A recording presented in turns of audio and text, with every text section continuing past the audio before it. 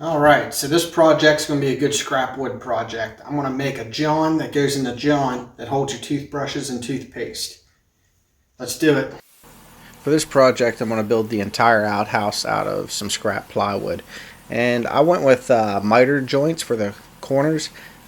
With the way we're going to do this project, you can pick any type of joinery you would like to pick, because at the end we're going to cover the whole outside with some wooden siding anyway. So you won't be able to see what kind of joinery you used. It don't really matter what style of roof you decide to pick on this, because it's just an outhouse, and outhouses didn't really get fancy back in the days when we had them. But I went with an A-frame outhouse roof because that's what I thought would look best for this project. I cut the side pieces at an angle to match the roof angle. It's probably not necessary, but for some reason I decided that's what I wanted to do for this.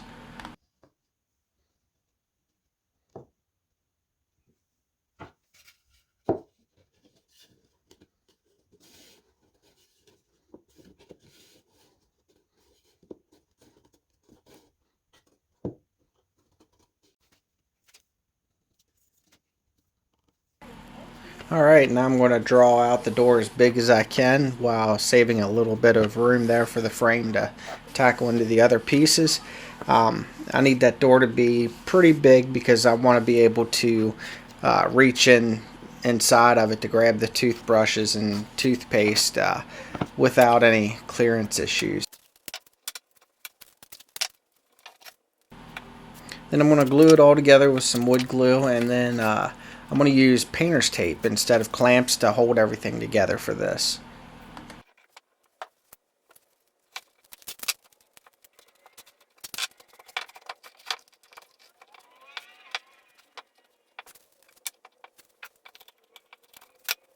And then for peace of mind, I'm going to go around it and add some brad nails everywhere. And of course I'm going to mess that up, which you'll see here in a second. Look at them sticking out there. That's a pretty silly mistake, but it's an easy fix. We'll just cut them off, grind them down, and it'll be like it never happened.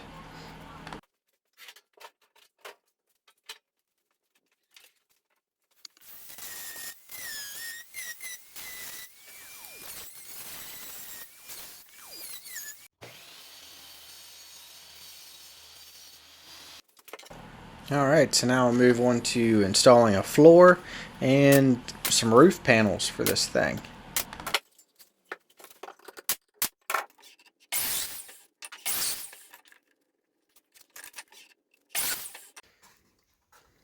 The smart thing that I should have done here was find my angle and then cut that off at the miter saw whenever I cut it off. But instead, in the moment, I felt instead of doing math, that it would be easier to use the spindle sander to sand down to the proper angle to get them to fit together nice and properly. It worked out, but it's a little bit of a sketchy way to try to do that. I could have easily messed up that piece, but fortunately, it worked out.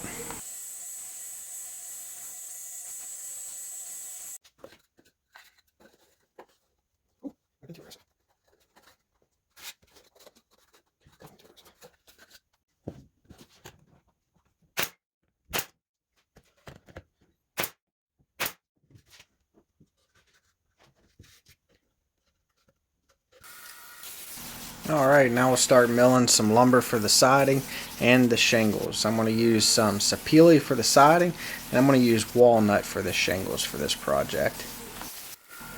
Now for me, on mine, I'm trying to make my outhouse look like it's cut out of rough cut lumber and just slapped together to be a typical outhouse. So whenever I'm milling this stuff down, I'm not really taking my time. I'm just roughly cutting it. I'm not going to run it through a planer or a drum sander or anything to try to get everything smoothened out. We're just going to take some rough cut wood and glue it and tack it on there. Alright, now it's time to start cutting up the sapele to install this siding.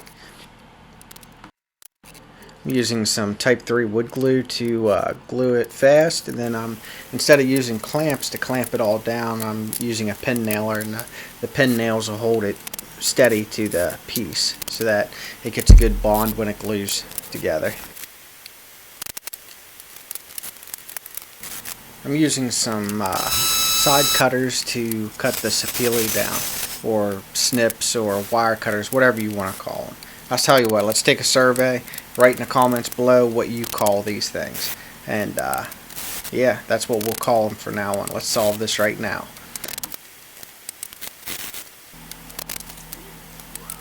But after using the side cutters, it leaves kind of like a pinched end there. So I'm sanding it off with some sticky sided sandpaper that I have stuck to my workbench. It comes in handy for that, actually.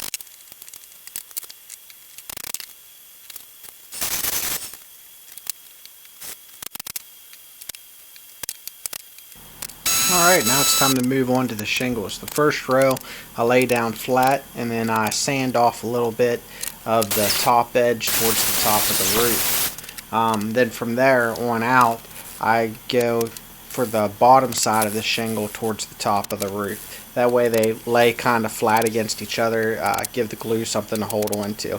Even though I'm using some pin nails to help hold them down, I still want the glue to be able to do its job too.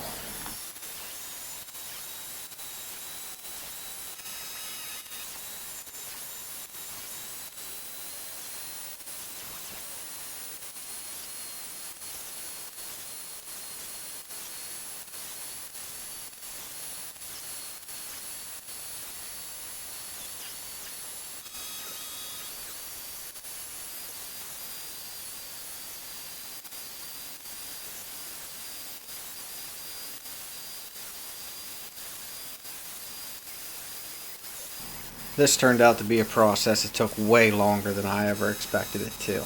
But here I am at the halfway point, one side down, one side to go.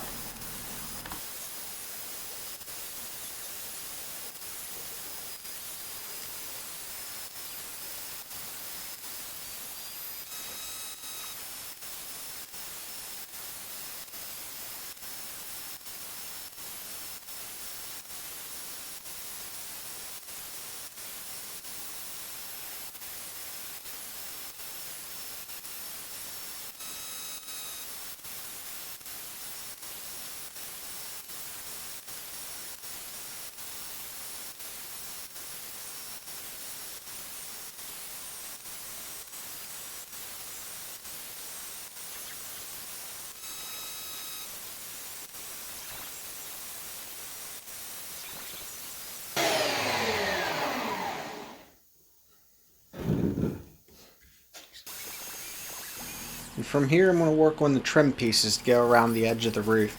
It'll hide that plywood nice and neatly for us.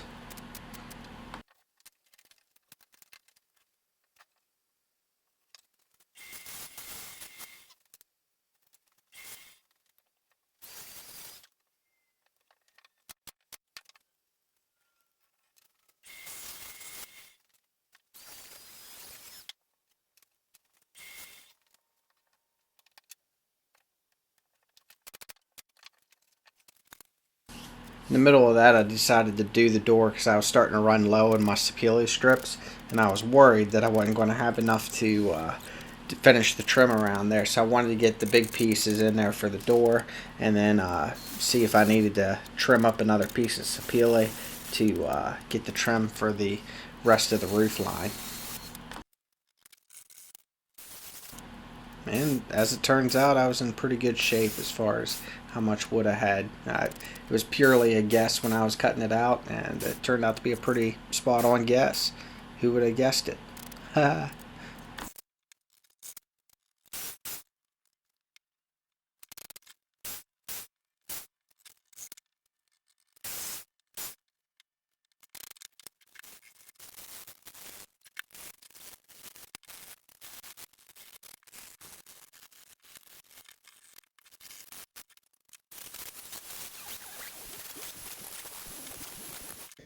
Alright, so now that I'm done putting siding and trim and shingles on this thing, I'm going to do some finishing touches. We're going to work on the details. Going to carve out a moon in the door face, and the bottom here, because this is going to hold like 2 toothbrushes and a tube of toothpaste. Sometimes whenever you don't dry off your toothbrush, you get that like water and toothpaste mix. It ends up running down to the bottom of where you set your toothbrush. So I'm going to put a piece of plexiglass there so that it's easy to wipe off instead of this painted surface. It's going to be kind of crusty and nasty to wipe out. But yeah, then I got to put hinges on the door, and yeah, finishing touches. We're in the home stretch now. Going to be done soon.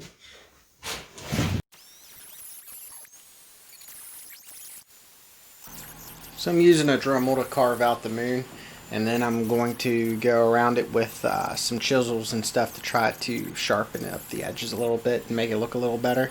And then I'm going to paint the inside of the moon dark color so that you can't see how bad I butchered up the bottom of it.